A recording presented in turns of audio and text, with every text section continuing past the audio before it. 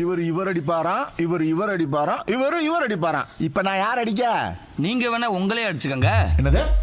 Actually எல்லாருமே thumbnail பார்த்து தான் உள்ளே வந்திருப்பீங்கன்னு நினைக்கிறேன். அதனால் உங்களுக்கு நான் எதை பற்றி பேச போகிறேன்னு நல்லாவே தெரியும். வாங்க டைம் வேஸ்ட் பண்ணாமல் வீடியோக்குள்ளே போயிடலாம். ஹாய் ஹலோ நண்பர்களே. அதாவது பார்த்தீங்கன்னா டிவிகேல உள்ளவங்கலாம் டிஎம்கே மக்களை போட்டு அடிச்சுக்கிட்டு இருக்காங்க. அதே போல் டிவிகேல உள்ளவங்க டிஎம்கேல உள்ளவங்களை போட்டு அடிச்சுக்கிட்டு இருக்காங்க. எங்கே ப்ரோ அடிச்சுக்கிட்டு இருக்காங்க அப்படின்னு கேட்டிங்கன்னா சோசியல் மீடியாவில் தான். என்ன கொண்டு உன்னால நிம்மதி இருக்க முடியாது. என் பின்னாடி பெரிய ஒரு உலகம் ஒரு பெரிய நெட்வொர்க். யார் யார் எப்ப வரணும் உனக்கு தெரியாது. உன் வாழ்க்கை நடக்கமாயிடும். பட் ஆனால் இதில் யாருக்கு என்ன பயன்? இதில் பயன் அடைகிறவங்க யாரு? இந்த கட்சிக்காரவங்களா? கன்ஃபார்மாக அவங்க கிடையாது. இல்லைனா பொலிட்டிக்கல் பார்ட்டிஸா? அவங்களும் இல்லை. அப்புறம் யாருக்கு தான் ப்ரோ பயன் அப்படின்னு கேட்டிங்கன்னா தெரியல. அது யாருன்னா இன்ஸ்டாகிராம் இன்ஃப்ளூயன்சர்ஸும் யூடியூபர்ஸும் தான். அதுக்கும் ஒரு படி மேலே இந்த நியூஸ் சேனல்ஸ்லாம் தான். அதாவது நண்பர்களே, நம்ம எல்லாருமே இரண்டு பக்கமாக பிரிஞ்சு இருக்கிறதுனால இதை யூஸ் பண்ணி அவங்க உட்கார்ந்த இடத்துலேருந்தே கல்லா கட்டுறாங்க நல்லா. அதாவது இவங்களை பற்றி பேசினா வியூஸ் போகுதுன்னு தெரிஞ்சதுனாலே அவங்க எதை பற்றியுமே யோசிக்காமல் அவங்கள பற்றி பேச ஆரம்பிச்சிடறாங்க. அவங்க நல்லவங்களா கெட்டவங்களா, இல்லை இந்த விஷயம் நமக்கு தேவையா தேவையில்லையா, அது எதையுமே யோசிக்காமல் பேச ஆரம்பிச்சிடறாங்க. அவங்க மெயினாக ஏதாச்சும் ஒரு கட்சியை பற்றி பேசினா அவங்க அந்த கட்சியை சேர்ந்தவங்களா இருப்பாங்க ப்ரோ அப்படின்னு நீங்கள் சொன்னீங்கன்னா அதுவும் கிடையாது. அவங்க இந்த கட்சிக்காரவங்களா இல்லாம இருந்தாலுமே அவங்க இதுக்கு தான் சப்போர்ட் பண்ணி பேசுவாங்க. ஏன்னு கேட்டீங்கன்னா நல்லா வியூஸ் போகுதுன்னு. தயவு செஞ்சு இப்ப நான் சொல்ல போறதை மட்டும் நல்லா கவனிங்க. இப்ப நான் சொல்ல போறது எல்லாமே உங்களுக்காக மட்டுமே. இது போல எல்லாரும் ரெண்டு குரூப்ஸா பிரிஞ்சிருக்கிறத பேஸ் பண்ணி ஏதாவது ஃபேக் நியூஸை பரப்பி ரெண்டு பேருக்குள்ள சண்டே போட விட்டு இவங்க நல்லாவே இடையில ஏர்ன் பண்ணிட்டு இருக்காங்க. இதெல்லாம் நல்லா யோசிச்சு செயல்படுங்க நண்பர்களே. இன்னும் ஏமாறாதீங்க. அப்படியே அடுத்த சாப்டருக்கு வந்தீங்கன்னா இதே போலவே டெக் பாஸ் சேனல்லையும் ஒரு ப்ராப்ளம் நடந்திருக்கும். டெக் பாஸ் சேனல்ல சில ப்ராப்ளம்லாம் ஆனதுனாலதான் டெக் சூப்பர் ஸ்டார் அப்படின்னு ஒரு சேனலே உருவாகி இருக்கும். அப்போ சுதர்சன் அவர்கள் ஒரு வீடியோ போடுறாரு, ஐ குயிட் டெக் பாஸ் அப்படின்ட்டு. ஏன்னு கேட்டிங்கன்னா டெக் பாஸ்ல உள்ளவங்கலாம் இவரை நம்ப வச்சு ஏமாத்திட்டாங்க அப்படின்னு சொல்லிட்டு வீடியோ போடுவார். உடனே இவர் அங்கேருந்து வெளில வந்ததை பார்த்த மக்கள் அநியாயத்துக்கு எதிராக குரல் கொடுக்குறேன்னு சொல்லிட்டு டெக் பாஸ் சேனலோட கமெண்ட் பேஜில் போய் மக்கள் எல்லாருமே கிளின்னு கிழிச்சிருப்பாங்க. அதுக்கப்புறமா டெக் பாஸ் சேனல்லேருந்து ஒரு வீடியோ வரும். அதில் அவங்க பேசுறது எல்லாமே நியாயமான விஷயமா தான் தெரியும். கட்டப்பையில PS5 ஆட்டையை போட்டு போயிட்டாங்கன்னு வேற சொல்லியிருப்பாங்க. இதெல்லாம் பார்த்த நம்ம வியூவர் திரும்ப டெக் சூப்பர் ஸ்டார் போயிட்டு அடே மோசக்காரா அப்படின்னு அடிக்க ஆரம்பிச்சிட்டாங்க.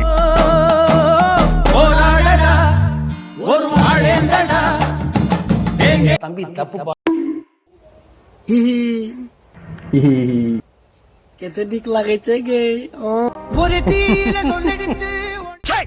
சிரிக்கிறானி.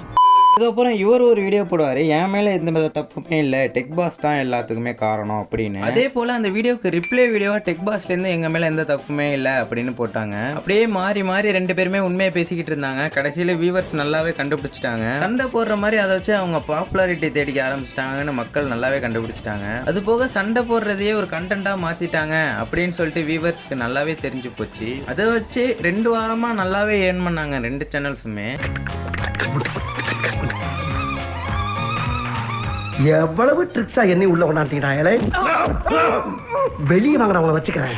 ஆக்சுவலி வியூவர்ஸோட அறியாமையை அவங்க நல்லாவே யூஸ் பண்ணிக்கிட்டாங்கன்னு தான் சொல்லி ஆகணும். பட் ஆனால் இது முழுக்க வியூவர்ஸோட தப்புன்னு சொல்லிட முடியாது. அதாவது நண்பர்களே, அவங்களுக்குள்ள ஏதாவது ப்ராப்ளம்னா அது உண்மையாகவே ஏதோ ஒரு அநியாயமாக இருந்ததுன்னா போலீஸ் கோர்ட்னு லீகலாக சந்திச்சிருப்பாங்க. ஆனால் ஒரு செட் ஆஃப் மக்கள் டெக் பாஸுக்கும் இன்னொரு செட் ஆஃப் மக்கள் டெக் சூப்பர் ஸ்டாருக்கும் நல்லாவே சப்போர்ட் பண்ணிட்டு இருந்தாங்க. பட் கடைசியில் அவங்கள பார்த்துக்கிட்டு இருந்த வியூவர்ஸ்க்கு 2 சேனலுமே சேர்ந்து நாமம் போட்டது. இது போல ஏமாறாமல் இருக்க கற்றுக்கங்க நண்பர்களே. யாரையுமே நம்பிட. ஆக்சுவலாக நம்ம இதுக்கு முன்னாடி பார்த்த மாதிரியே தான் இந்த ப்ராப்ளமும். ஆனால் இதில் என்ன டிஃப்ரென்ஸ்னா அதுலயாச்சும் அவங்க 2 பேருமே பயனடைஞ்சாங்க. பட் ஆனால் இதில் 2 பேருமே பயனடையலை. என்னன்னு கேட்டிங்கன்னா, ஆனால் அதே போலவே மக்களை வச்சு தான் இவங்களுமே நல்லாவே கல்லா கட்டினாங்கன்னு சொல்லலாம். யாருன்னு கேட்டிங்கன்னா இன்ஸ்டாகிராம் இன்ஃப்ளூயன்சர்ஸும் யூடியூபர்ஸும் தான். இவங்களுக்குள்ள பாப்புலாரிட்டி ப்ராப்ளம் இருந்தது. அதனால லாஸ் யாருக்கு அப்படின்னு கேட்டிங்கன்னா மக்களுக்கு தான். அதில் நிறைய பேர் டிவிக்கே பற்றி பேசினா நல்லா வியூஸ் போகுதுன்னு தெரிஞ்சுக்கிட்டு உடனே விஜய் பற்றி மட்டுமே வீடியோ போட ஸ்டார்ட் பண்ணாங்க நிறைய பேர். இதுலேயும் முக்கியமாக சில பேர் என்கிட்ட 6K ஃபாலோவர்ஸ் இருந்தது, நான் விஜய் பற்றி வீடியோ போட்டேன், இப்போ 3K-வா மாறிட்டு அப்படிலாம் வீடியோ போட்டாங்க. பட் ஆனா அவருக்கு ஆல்ரெடியே 3K ஃபாலோவர்ஸ் தான் இருந்திருக்கும். இது தெரியாம பாக்குற வியூவர்ஸ் எல்லாமே நாங்க இருக்கோம் ப்ரோ உனக்கு வி ஆல் சப்போர்ட்டர்ஸ் அப்படின்னு அந்த அக்கௌண்டோட ஃபாலோவர்ஸ் கவுண்ட் ஒரு வாரத்திலே எங்கேயோ போயிட்டு. ஆக்சுவலா சோசியல் மீடியால என்ன பண்றாங்கன்னா டிவிகேல உள்ளவங்களை வச்சுக்கிட்டு டிஎம்கேல உள்ளவங்களை வச்சு டிஎம்கே மெம்பர்ஸ் டிவிகேவை பார்த்து அணில்னு சொல்றாங்கனோ, அது போல டிவிகேல உள்ளவங்க டிஎம்கேவை பார்த்து கொத்தூஸ் அப்படின்னு சொல்றாங்கனோ, இவங்க 2 பேரையும் நல்லா அடிச்சு விட்டுட்டு நடுவுல உட்காந்து நல்லா காசு பாக்குறாங்க நண்பர்களே. இது போலலாம் போய் சப்போர்ட் பண்ணி சண்டை போறதுக்கு முன்னாடி கொஞ்சம் யோசிச்சு பாருங்க நண்பர்களே. இதெல்லாம் விட்டுட்டு அப்படியே சாப்டர் 3 பக்கம் வந்தீங்கன்னா, அதாவது A2D மேனிப்புலேட் பண்றாரு அப்படின்னு சொல்லிட்டு அட்வொகேட் அவர்கள் ஒரு வீடியோ போடுறாரு. அதை பார்த்துட்டு மக்கள் எல்லாருமே படையெடுத்து போயிட்டு A2Dக்கு வீடியோக்கு கீழலாம் ரிப்ளை வீடியோன்ட்டு போட்டு அடிக்க ஆரம்பிச்சிட்டாங்க. அதுக்கப்புறம் இவருக்கு சப்போர்ட்டாவே ஒரு ரிப்ளை வீடியோ வந்தது. அதனால A2D மேல எந்த தப்புமே இல்லைன்னு நினைச்சுக்கிட்டு எல்லா வியூவர்ஸும் திருப்பியுமே அட்வொகேட்டை போய் அடிக்க ஆரம்பிச்சிட்டாங்க. திரும்ப அட்வொகேட் அவர்கள் போட்ட வீடியோவில் அவர் பக்கம் நியாயம் இருந்ததா தெரிஞ்சதுனால எல்லாருமே திருப்பி A2D வீடியோக்கு கீழே போயிட்டு ரிப்ளை வீடியோ வேணும் அப்படின்னு கமெண்ட் பண்ண ஆரம்பிச்சிட்டாங்க. அப்பதான் நான் ஒரு விஷயம் நல்லா கவனிச்சேன், இது அவங்களோட ஸ்ட்ராட்டஜின்னு. ஏன்னா எல்லாருமே ரிப்ளை வீடியோன்னு எல்லா வீடியோக்கு கீழேயுமே போய் கேட்டுக்கிட்டு இருந்தாங்க. பட் ரிப்ளை வீடியோவே வரல. ஏன்னு கேட்டீங்கன்னா அவரால் ரிப்ளை வீடியோ போட முடியும், ஆனா அவர் வியூவர்ஸ் நிறைய அதிகமாகணும் அப்படின்ற ஒரே காரணத்தினால ரிப்ளை வீடியோவை தவிர மற்ற வீடியோ எல்லாத்தையுமே இறக்கிக்கிட்டே இருந்தாரு. கமெண்ட்ஸ் அதிகமாக நல்லா வியூஸ் போகும்னு. பட் இதுலயும் ஏமாற்றம் என்னமோ நம்ம வியூவர்ஸ் மக்களுக்கு தான். அதெல்லாம் பார்த்து தெரிஞ்சு கொஞ்சம் சூதானமா இருந்துக்கங்க நண்பர்களே. இந்த வீடியோ மூலியமா நான் என்ன சொல்ல வரேன்னா, புரிஞ்சு போச்சு. ஏன் சார் அழுகுறீங்க சார்? சவுண்ட் வரலையே சார்? எல்லாரும் என்ன ஏமாத்துறாங்க. அழாதீங்க சார்.